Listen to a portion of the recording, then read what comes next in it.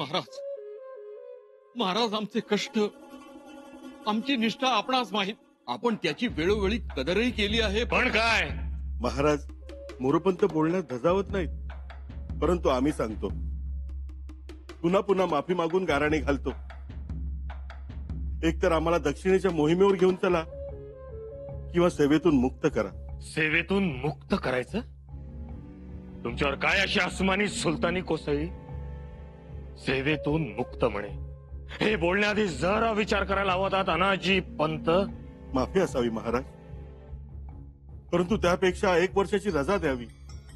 म्हणजे आपण मोहिमेवरून आल्यानंतर मग आम्ही पुन्हा सेवेत रुजू होऊ. असं म्हणजे आम्ही गडावर नसताना तुम्हाला गडावर थांबायचं नाही येत? क्षमा करा महाराज, पण आपण नसताना आणि युवराज गडावर असताना आम्हास गडावर राहायचे नाही. युवराज काही बोलले? महाराज, युवराज आमच्यावर खूप चिडतात. म्हणतात स्वराज्याचे मंत्री बनेल आहेत. आम्ही जे करतो आणि बोलतो त्या जमीन आसमान इतके अंतर असते. आम्ही महाराजांसमोर जाऊन बडाया मारतो, त्यांना फसवतो, त्यांची दिशाभूल करतो असं म्हणतात. असं कधी बोलले युवराज? नेहमीच बोलतात. आम्ही अजिंक्य तारा घेतला तेव्हा. अनाजीपंत, फोंड्याची मोहीम यशस्वी झाली नाही ही बाब गौण, परंतु आपण महाराजांशी खोटं बोललात याचा आम्हास वाईट वाटलं. अनाजीपंत, आपण अजिंक्य तारा घेतला, जरूर घेतला, पण अजिंक्य ताऱ्यावर शिबंदी किती होती? 500 सैनिकांची. आपण महाराजांना सांगितले 3000. अजिंक्य तारा आपण 2च दिवसात घेतलात, पण महाराजांना मात्र सांगितले 5 दिवस. पण गड तर घेतला ना? घेतला ना, पण त्याचबरोबर यादीत 3 दिवसांचा खर्चही वाढला ना. का असं करता अनाजीपंत? युवराज, क्षमा असावी. आपल्याला खबरा चुकीच्या मिळत आहेत. अनाजीपंत, आजवर आम्ही स्वराज्याच्या मंत्र्यांचा मोठेपणा ऐकत आहोत, पण आज मात्र त्यातला फोलपणा जाणवतो. स्पष्ट बोलतात, 4 चौघात बोलतात. याही आधी द्रव्यचोर म्हणाले, लबाड म्हणून हिणवतात. आमचा अपमान होतो, परंतु आम्हास गप्प बसावे लागते. आम्ही गप्प बसतो आपल्याकडे बघून, नाहीतर सतत धारेवर चालणं जमणं कठीण. आणि आता तर तुम्ही नाही, म्हणजे रोजच आम्हाला चिमटीत पकडतील, रोजच आमचा पाण उतारा करतील. महाराज, आम्ही आपल्याला देव मानतो, पण युवराजांचं आणि आमचं जमणं कठीण. म्हणून म्हणतो, आम्हाला मोहिमेवर घेऊन चला, पण रायगडावर ठेवू नका. पंत, फौजा निघाल्यात. आता कोणत्याही क्षणी आम्ही गड उतार होऊ. या असल्या गोष्टींवर विचार करण्यासाठी, रुजवात करण्यासाठी वेळ अवधी हवा, जो आमच्याकडे आता नाही. पण महाराज, पंत, तुमच्यातील बेबनाव आम्ही मिटवू शकतो, पण स्वराज्य हितासाठी आपण सगळ्यांनी एकीनच राहायला हवं. नाही महाराज, तुमच्या पाया पडतो. अहो, युवराज म्हटले की असा धसका बसतो, तो विचारू नका. असे समोर आले तरी कापरं भरत. तुम्हाला हात जोडतो महाराज. तुम्हाला आम्ही रजा दिली किंवा मोहिमेवर घेऊन गेलो तर इथला राज्यकारभार कोण सांभाळणार? स्वराज्याचे पेशवे, स्वराज्याचे सुरनीसच गडावर नाहीत म्हटल्यावर गडावर अनर्थ माजेल. तरीही महाराज, आमचे अत्यंत नम्रतेचे सांगणे आहे. आम्हाला रायगडावर ठेवू नका. आम्ही यावर विचार करू. या आपण.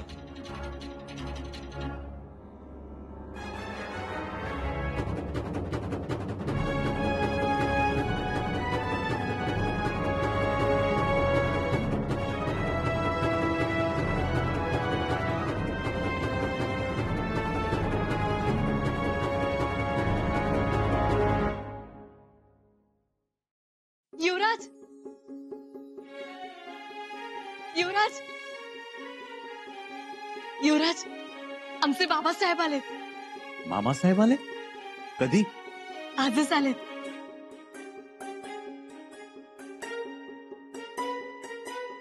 वा वा वा वा, कधी एकदा डोळे भरून बघीन असं झालं होतं.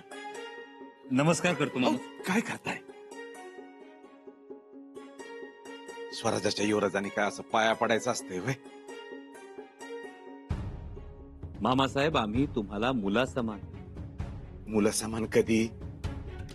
पहिल्यांदा आमचा मुजरा स्वराज्याच्या युवराजांनी रुजू झाल्यावर.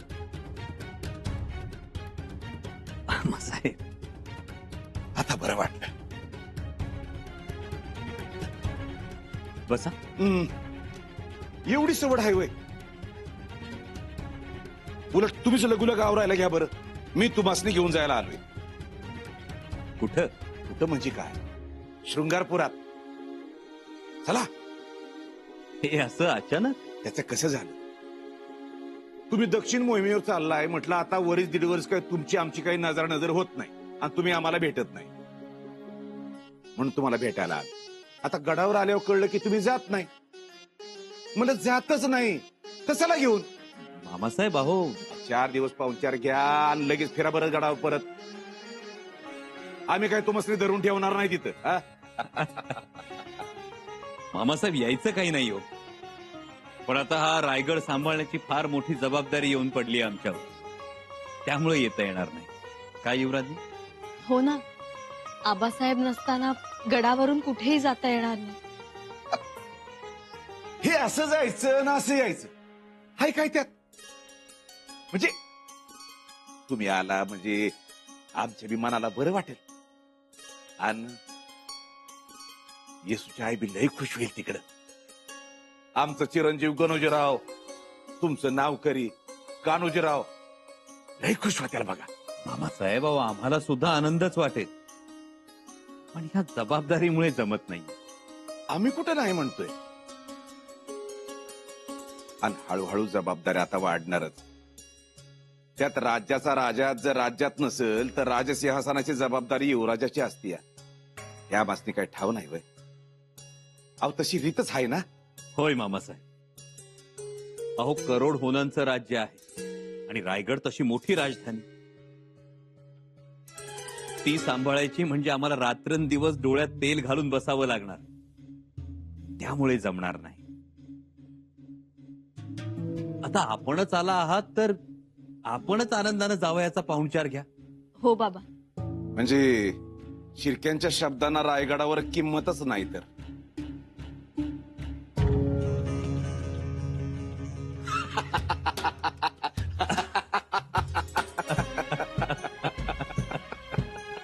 अहो कसला विचार करताय आता? पंत आपण पायरी तर सोडली नाही ना? पायरी? हो म्हणजे भावनेच्या भरात म्हणा किंवा शंभूराजांच्या रागापोटी म्हणा, आपण आपली पायरी सोडल्यासारखं वाटतंय मला महाराजांसमोर.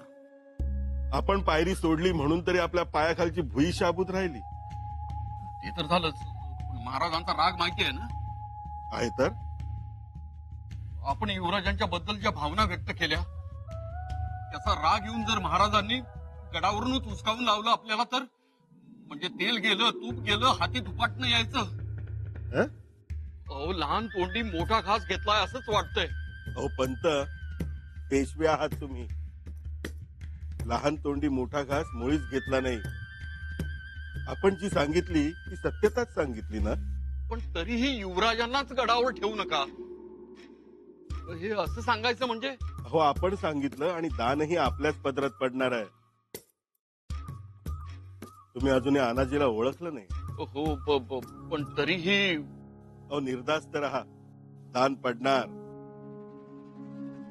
कारण आता वेळच अशी आहे ना, महाराजांना हलता येणार नाही. म्हणजे मोहीम तर थांबणार नाही. थांबेल का मोहीम? नाही, मोहीम थांबणे नाही. बरोबर. महाराज स्वतः दक्षिणेत असताना आपल्यासारख्या निष्ठावंत आणि मुरब्बी माणसांना दुखवणं कोणालाही परवडणार नाही. म्हणजे पेच बरोबर टाकलाय तर. महाराजांना संधीच नाही विचार करायला. म्हणून म्हणतो दान आपल्याच पदरात पडणार. बघा तुम्ही.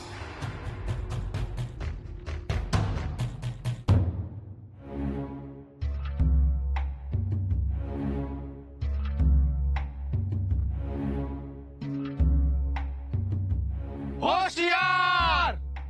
तुम्ही आणलेल्या खबरा पक्क्या आहेत ना? खात्रीशीर महाराज, सगळ्या खबरांची मी परत एकदा स्वतः पडताळणी केली. याचा अंतिम टोक कुठे निघतंय याचा काही अंदाज? अजून तरी काय कळना. हरकत नाही, प्रयत्न सुरू ठेवावे आणि कोणतीही खबर मिळाली तर आम्हाला ती लगेच कळवावी. जी महाराज. अमीरराव, जी महाराज. सरसेनापती म्हणून आम्ही तुम्हाला एक प्रश्न विचारतो. स्वराज्यात रायगड सोडून अशी कोणती जागा आहे जिथून आपल्याला रायगडावर लक्ष ठेवता येईल? घाटमाथा याच्यावर आपला वचक राहील. अशी जागा म्हणजे चिपळूण एक आहे. चिपळूण. हा. आणखी? आणखीन त्याच्या पुढे जाऊन शृंगारपूर एक आहे. हा. अहो, शृंगारपूर एकदम सोयीस्कर आहे, समजाच बाजूने, आणि मोक्याची जागा आहे. हा, मोक्याची. शृंगारपूर. घनदाट जंगल आहे तिथे, उंच उंच डोंगरकडे, मेघाट, तिवरा घाट. बरं, कोकण पट्टीवरील सगळी बंदरं देखील जवळ आहेत. हा. निबिड अरण्य आहे. पुन्हा वर जाऊन एक घाटमाथा आहे. तिथून वसंतगडापर्यंतचा सगळा प्रदेश दुर्गम आहे. जागा एकदम बंदिस्त आहे. बंदिस्त तर आहेच, पर तिथे आपल्याला कोणतीही भीती नाही, म्हणजे आपण सुरक्षित. आणि तरीही सगळ्या गोष्टींवर आपली नजर. आणखी नाही, शृंगारपूरला आमचे सरदार आणि सोयरे पिलाजीराव शिर्केही आहे, त्यामुळे जागा आणखीनच मजबूत. होय महाराज. अहो, शृंगारपुरात लोकांपेक्षा झाडच लढत असते ती. अहो, तिथल्या वेलीनी जरी नुसतं ठरवलं ना तर गणिम कडे कपाऱ्यावरनं घरगळत धडपडत पडणारच. पर कशासाठी, म्हणजे एवढा तपशील कशासाठी मागताय म्हणलं? त्याचं एक खास कारण. शृंगारपूरचा सुभा आम्हाला जागता ठेवायचा आहे, ठाणबंद करायचा आहे. पर मग ती जबाबदारी तुम्ही कुणावर सोपवणार आहात? लवकरच जाहीर करू.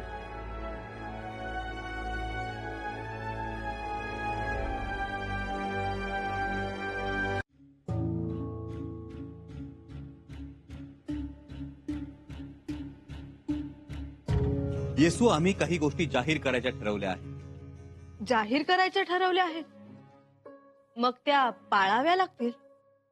पाळून दाखवणार तर? असं असेल तर काही हरकत नाही ऐकायला. बोला. आम्ही भल्या पहाटे उठतो तसेच उठणार, मग तालीमखान्यात जाणार, व्यायाम करणार, तलवारीचे हात करणार, लाल मातीत खेळणार, मग थोडस वाचन आणि न्याहारी करून फडावर जाणार. फडावर? नियमितपणे फडावर जाणार. सर्वात आधी आबासाहेबांकडून आलेली थैली पाहणार. अर्थ उमगला की बसल्या जागी थैलीला उत्तर देणार. त्यानंतर सगळ्या मंत्र्यांची बैठक, मग खबरगिरांची बैठक घेऊन राज्याच्या सुरक्षेचा आढावा घेणार. आणि मग आमच्यासाठी वेळ नाही. त्यानंतर बाळराजांचं शिक्षण, त्यांना संस्कृत शिकवणार, त्यांचा अभ्यास, त्यांची घोडेस्वारी. आणि मग मग जनता दरबार. जी रयत रायगडावर अडीअडचणी घेऊन आली असेल त्यांच्या अडचणी सोडवणार. म्हणजे एकूणच तुम्ही स्वराज्याचा कारभार चालवणार तर? अर्थात आबासाहेबांनी आम्हाला मोहिमेवर न नेता गडावरच ठेवलं, याचा अर्थ हाच की रायगडाचा कारभार सुरळीत चालावा. आणि रायगडाचा कारभार चालवणं ही काही सोपी गोष्ट नाही. हो ना, तारेवरची कसरत आहे ती. अहो, 10 राज्यांचा कारभार चालवता येईल, पण स्वराज्याचा कारभार चालवणं कठीण. कारण इथं रयतेचं हित बघायचं असतं, शेतकऱ्यांच्या भाजीच्या देठाचं आणि स्त्रीच्या अब्रूचं संरक्षण करायचं असतं. अन्याय अत्याचार नाही, लांडी लबाडी नाही. आणि म्हणूनच स्वराज्याचा शकट हाकणं महाकठीण काम. हाकू, आणि असा हाकू की याही वेळी आबासाहेब शाबासकीच देतील. पण युवराज, या सगळ्या गोष्टी तुम्ही आबासाहेबांशी बोलला? काय बोलायचंय? आबासाहेबांनी आम्हाला गडावर राहायला सांगितलं, याचा अर्थ महाराजांनी याद फरमावली आहे.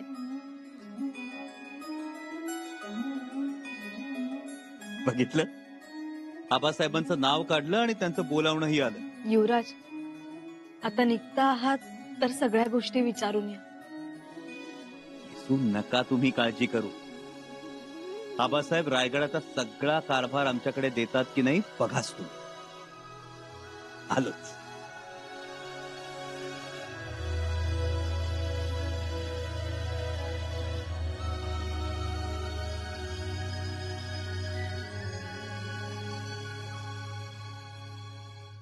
पंत, तुम्ही म्हणताय ते पटतंय मला.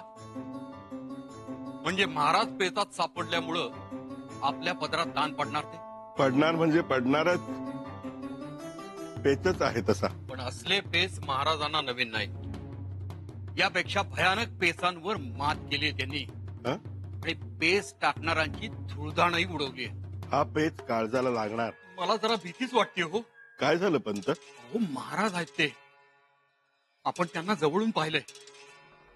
नाजी पंत, स्वराज्य द्रोह आहे हा. जर महाराजांना त्याचा सुगावा लागला ना तर आपली काही धडगत नाही. पण आपण द्रोह केलाच नाही. फक्त शंभू राजांशी जमणार नाही एवढंच म्हणालो आपण. उलट सेवेतून मुक्त करा म्हणालो. पण आपल्या या बोलण्यातल्या खोचा त्यांच्या लक्षात येणार नाही. येतील. पण एक गोष्ट लक्षात ठेवा, महाराज आता तिशीतले राहिले नाहीत. वयाच्या तिशीत असताना त्यांच्या हातात वाघनखं असायची. आता 50शीतला माणूस विचारी बनतो. जे मिळवलंय ते राखायचं बघतो. वाघ नख नसतील त्यांच्या हातात, पण आता त्यांचा सगळा हातच वाघ नख झालाय. अनाजी पंत, महाराजांची तडप कमी झालेली नाही. नाहीतर औरंगजेबाला धडकी भरवणारी दक्षिण मोहीम त्यांनी आखलीच नसती. तुम्हाला काय म्हणायचंय का? आपण पुन्हा महाराजांकडे जाऊन कानोसा घेऊ. पुन्हा जायचं महाराजांकडे? हो, यावेळी नवीन निमित्त काढून जाऊ. असं म्हणता?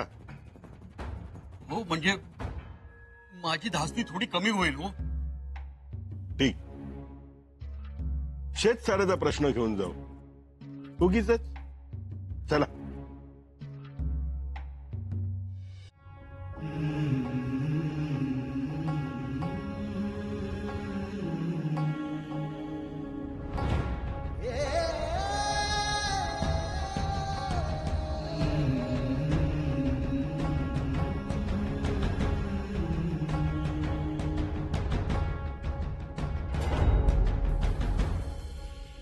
शंभूबाया, काय करता तू?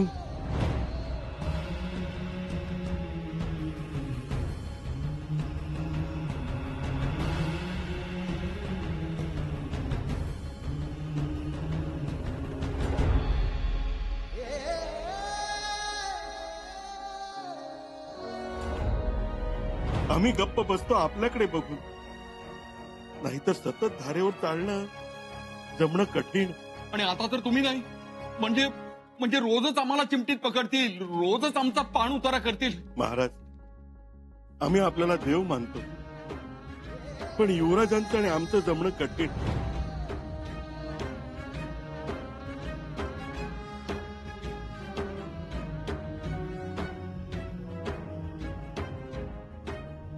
तोंड घाशी पडला आज आपलं लेकरू. नाही, बिलकुल नाही. अहो, पण आज ज्यांना समजलं त्यांना तर हसू आलंच असणार ना. त्यापेक्षा आपण आपला निर्णय मागे घ्यावा.